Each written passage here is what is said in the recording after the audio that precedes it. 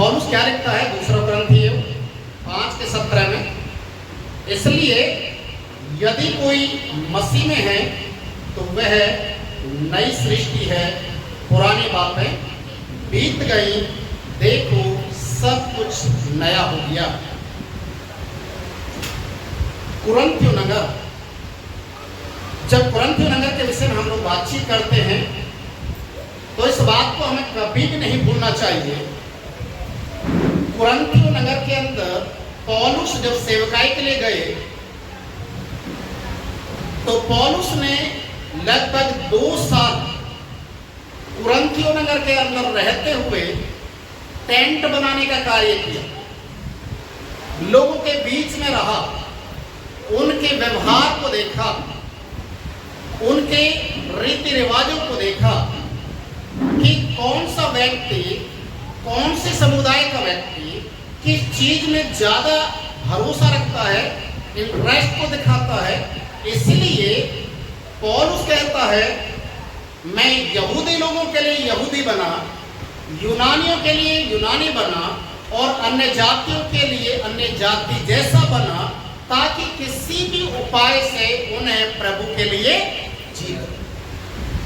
Hallelujah, hallelujah. पौलुस का जीवन हम देखते हैं कि सबसे ज्यादा अगर पौलुस ने कहीं सेवा के लिए समय बिताया तो कुरिन्थियों नगर था।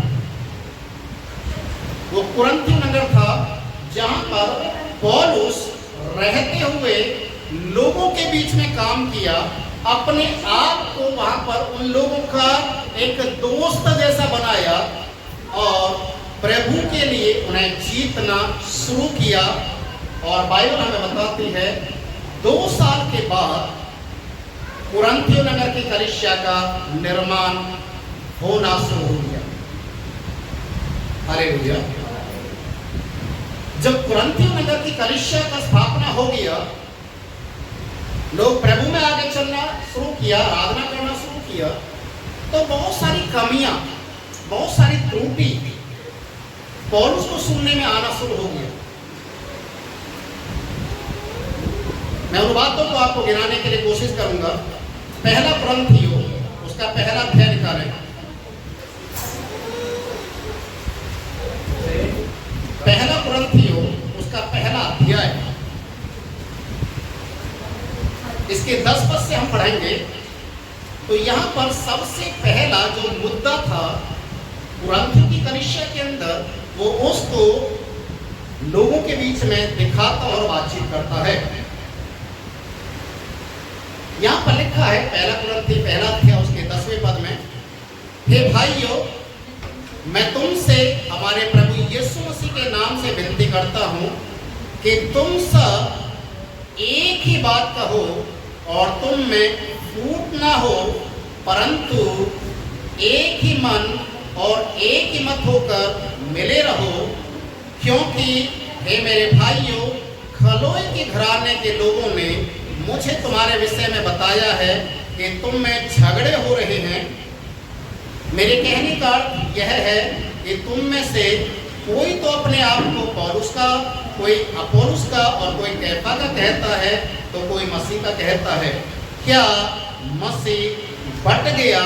क्या पौलुस तुम्हारे लिए क्रूस पर चढ़ा, या तुम्हें पौलुस के नाम पर बपतिस्मा मिला? हालेलुया। कुरिन्थियों नगर के अंदर जो झगड़े का कारण क्या था? वहां पर लड़ाई झगड़े, कोर्ट केस, ऊंच नीच और भाषावाद। अपना है तो यहां बैठेगा, पराया तो साइड में बैठेगा। कलीसिया के अंदर अक्सर होता है, यहां मत बैठना, यहां पर मेरा भाई या बहन बैठेगी। भाषावाद। और बाइबल में लिखा हुआ है लोगों के बीच में एक और मुद्दा बना हुआ है। कोई कहता मैं तो पौलुस के हाथों से बपतिस्मा लिया, इसलिए मैं तो सबसे बड़ा हूं। कोई तो कह रहा है मैं कैफा के द्वारा प्रभु में आया, कोई अपोलोस के द्वारा प्रभु में आया। आपस में टांग खींच रहे एक दूसरे, लड़ाई झगड़ा हो रहे।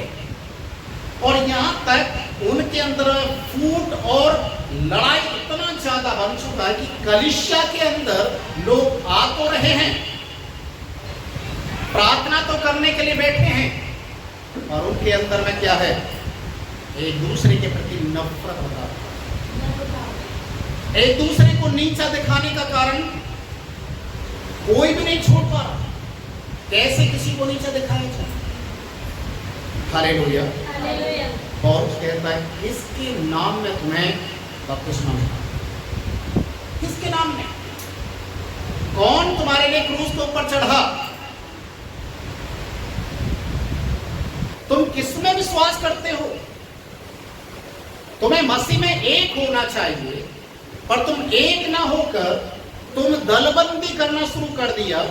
ऐसी कलीसिया का शरीर कभी भी नहीं बढ़ पाएगा। हालेलुया।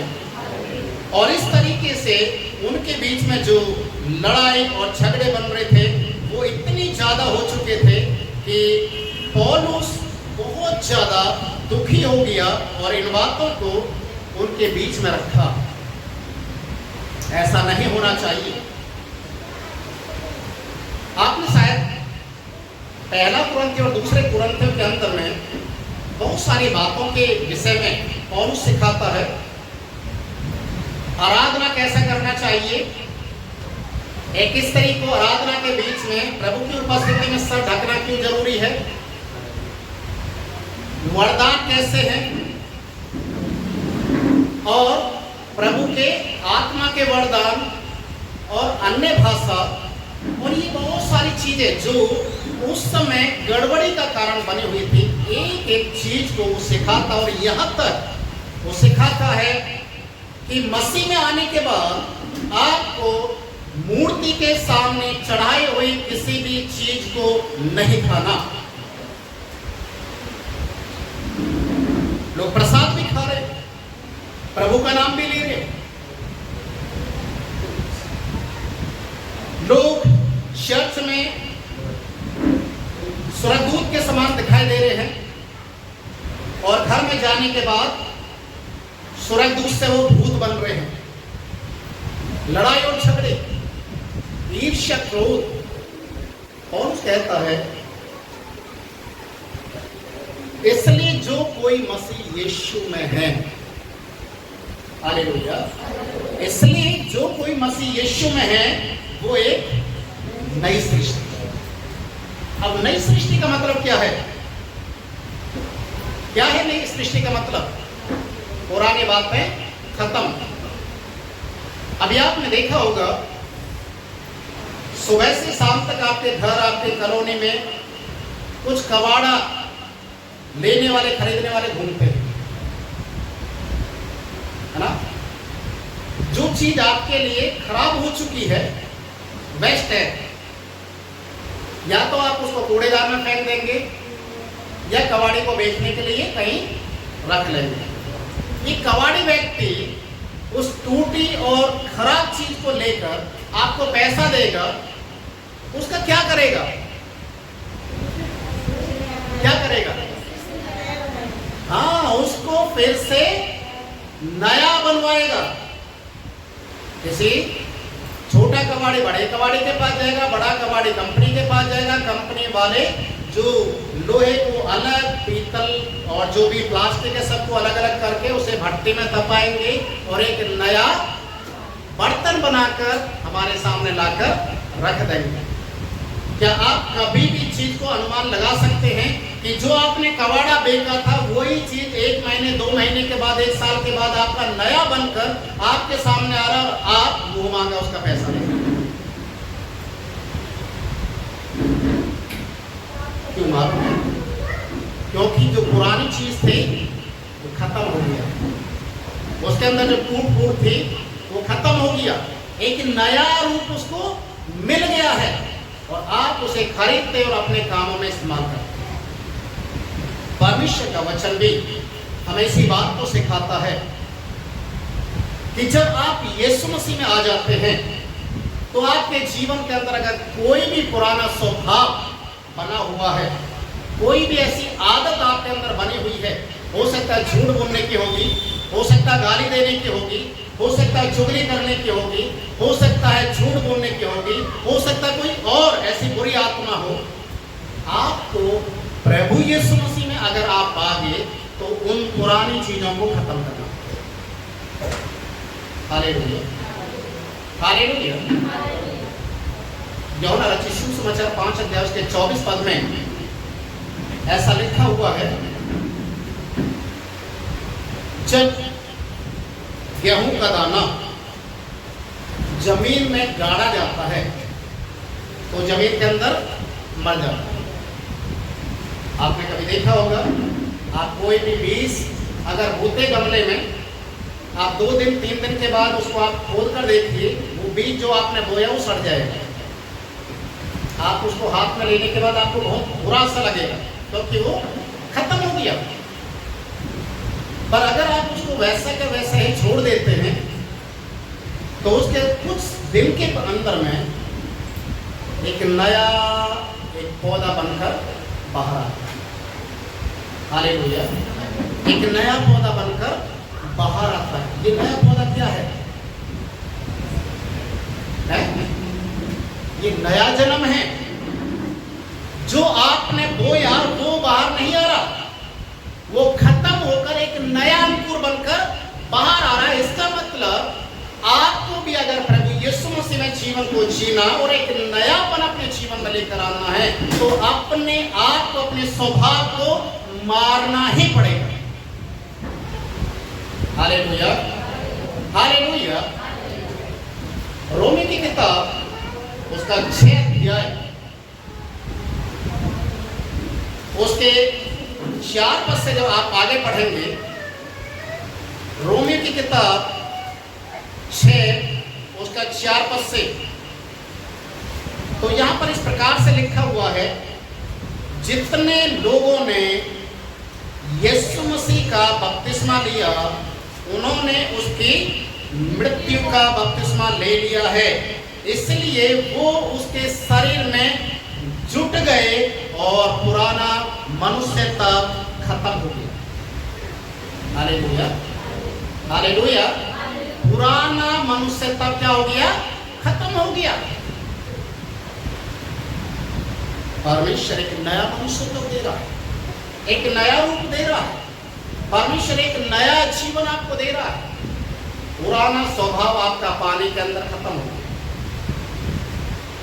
जैसे प्रभु यीशु मसीह दफनाए गए और दफनाने के बाद यीशु मसीह मुर्दों में से जी उठे, तो क्या वो दोबारा मरने के लिए आएंगे? दोबारा मरने के लिए आएंगे? नहीं। अब उन्होंने अमरता को पहन लिया। समझ में आ गया? अब वो मरने वाले नहीं है।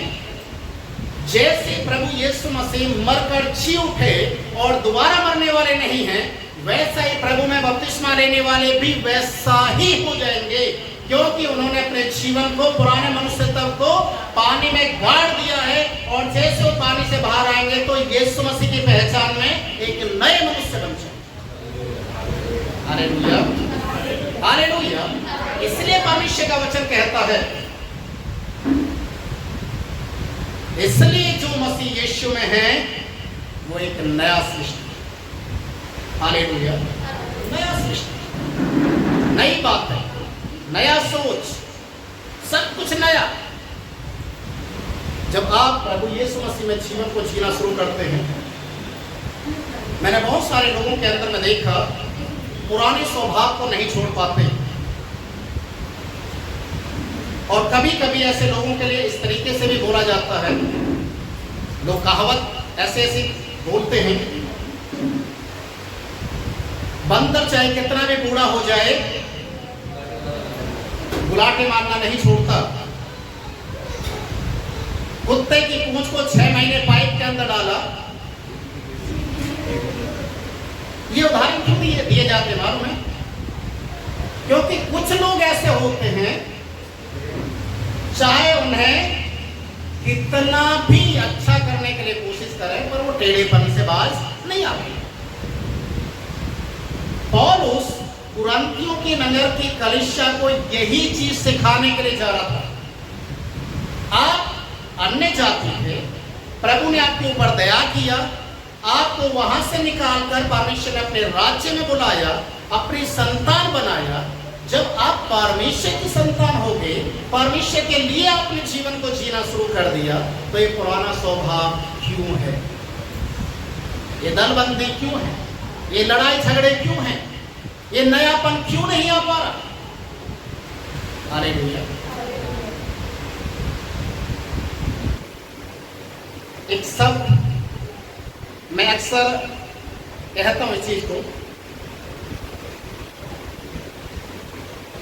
लोग ऐसा कहते हैं सामने वाला नहीं बदल रहा, घर के लोग नहीं बदल रहे। एक सोचने वाली बात है, सामने वाले को बदलना है, घर को बदलना है, तो सबसे पहले बदलना किसको पड़ेगा? अपने आप को बदलेंगे नहीं, सामने बंदूक लेकर खड़े रहेंगे दूसरे लोगों के ऊपर टारगेट बनाने। मैं एक उदाहरण आपको दे रहा हूं। एक बार मैं कहीं जा रहा था प्रार्थना के लिए, और मैंने देखा वहां पर एक भाई सिगरेट पी रहे थे, विश्वासी, उसी चर्च में जाने वाले, और वो मुझे बहुत अच्छे तरीके से जानते थे। जो जा रहे थे, मतलब वहां पर खड़े होकर पी रहे थे, और मैं वहां से बाइक से निकल रहा था। अचानक मेरा ध्यान उसके ऊपर पड़ा और मैं बाइक लेकर काफी आगे तक चला गया था। फिर मैंने बाइक को वापस किया और उसके पास जो सिगरेट पी रहा था उसके सामने लाकर मैंने जैसे खड़ा किया और हेलमेट को हटाया, आप यकीन नहीं करेंगे, उसने जलती सिगरेट को जेब के अंदर रखा। हाँ, और मैं देख रहा हूं वो जलती सिगरेट जब जेब में रख लिया, मेरे से फोन लगा, जय मसीह की, कैसे हैं कैसे, और मैं जानबूझकर उसके साथ खड़ा रहा। फिर वो ऐसे हिलना शुरू कर दिया थोड़ी देर में। क्यों पता है? क्योंकि सिगरेट जलते जलते कहां पहुंच गया, उसको अंदर से जलाना शुरू कर दिया। तब मैंने उसको एक बात को बोला, एक बात बताइए, मैं आपके सामने आ गया, आपको इतना डर बन गया, एक पास्टर ने मुझे देख लिया, जल्दी सिगरेट जेब में रख लिया, और जो आपको 24 घंटे देखता उसका डर नहीं है। आज ऐसे लोग हैं, बदलते नहीं हैं, अपने आप को बदलने के लिए बिल्कुल भी तैयार नहीं करते, और हमें बदलना पड़ेगा। हालेलुया। मैंने एक व्यक्ति को दारू के ठेके के पास खड़े हुए देखा। जब मैंने उससे पूछा, अरे भाई साहब आप यहाँ पर क्यों खड़े हैं, वो पता क्या बोला, मेरा पड़ोसी बीमार हो गया ना, उनके घर में रिश्तेदार आए, उसको आने के लिए दिक्कत है, इसलिए मुझे भेज दिया। कौन? एक पास्टर जी दारू की दुकान पे किसी पड़ोसी के लिए दारू लेने के लिए गया, तो मुझे नहीं लग रहा वो किसी के लिए लेने के लिए आया होगा। यार लोग इतना एक्टिंग करते हैं। पौलुस क्या कहता है? पुरानी बात है बीत गई, सब कुछ नया हो गया, सब कुछ नया हो गया। पहले हम लोग एक प्रोजेक्ट में काम करते थे, कई साल तक हमने काम किया। वो बेगर्स कम्युनिटी के बीच में था। जो भीख मांगने वाले लोग हैं उनको प्रभु के नजदीक लेकर आना, भीख छुड़ाना है। हमने इतने साल तक उन लोगों के बीच में सेवा किया, पर एक भी भिखारी भीख मांगना बंद नहीं किया, एक भी। हमारे सामने इतने सीधे बन जाते थे और पीठ के पीछे वही काम करना शुरू करते। जो सीनियर थे वो बोलते थे टोटली चेंज हो गया, टोटली चेंज हो गया। वो तो हमें पता है कि कितना टोटली चेंज हुआ। परमेश्वर के वचन के अनुसार बदलना चाहिए। बदलना है, पुरानी स्वभाव पुरानी बातों को खत्म करना है। और जब तक हम एक नया मनुष्य तब नहीं बन जाएंगे। चलिए एक वचन और मैं देता हूँ आपको, रोमी की किताब 8 पद क्या है, उसके पहले पद में एक वाक्य लिखा हुआ है, रोमियो 8 का 1, अतः जो मसीह यीशु में है उन पर दंड की आज्ञा नहीं है। देखिए ये एक प्रश्न चिन्ह है, याद रखिए।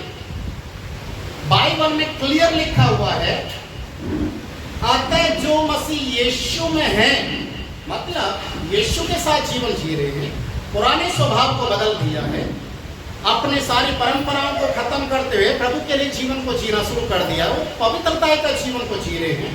वचन में लिखा उन पर दंड की आज्ञा नहीं है। पर जो यीशु मसीह को जानने के बाद भी अपने स्वभावों को नहीं बदल पा रहे हैं, अपने पुराने जीवन में बार बार झांक कर देख रहे हैं, तो उनके ऊपर आज भी दंड बना हुआ है। हालेलुया, उनके ऊपर आज भी दंड बना हुआ है। प्रभु यीशु मसीह ने मत्ती रचित सुसमाचार 7 पद दिया है, उसके 21, 22, 23 पद को जब आप पढ़ेंगे तो वहां पर लिखा है, हे प्रभु कहने वाले सबके सब स्वर्ग राज्य में नहीं जाएंगे।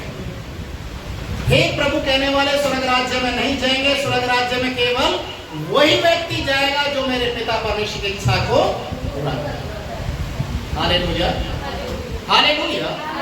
लिखा अंतिम दिनों में बहुत सारे लोग आएंगे और कहेंगे, प्रभु मैंने तो तेरे नाम से दुष्टात्मा निकाला, मैंने तो तेरे नाम से दान दशवांत दिया, मैंने तो तेरे नाम से ये किया, फलाना किया। यीशु मसीह खुलकर कह देगा, हे कुकर्म करने वाले लोगों, मेरे सामने से चले जाओ, क्योंकि मैं तुम्हें अजीजो, अगर आप नई सृष्टि है, याद रखिए नई सृष्टि तो पुरानी बातों को खत्म करना ही पड़ेगा, तभी आप एक प्रभु के चुने हुए प्रजा के रूप में, बेटा बेटी के रूप में तैयार हो सकते। यदि पुराने स्वभाव को लेकर चलेंगे, आप ना तो स्वर्ग में जा पाएंगे और ना ही प्रभु को खुश कर पाएंगे। तो सोचने वाली बात है, आपका जीवन का जो अंतिम परिणाम क्या होने वाला है। हालेलुया। इसलिए अपने आप को जांचें, प्रार्थना करें कि प्रभु मेरे जीवन के अंदर एक नयापन आ जाए, एक नयापन, एक परिवर्तन, एक ऐसा परिवर्तन जो मैं तेरे काम आ सकूं। हालेलुया, तेरे राज्य के काम आ सकूं। आइए सभी अपनी आंखों को बंद करें, हम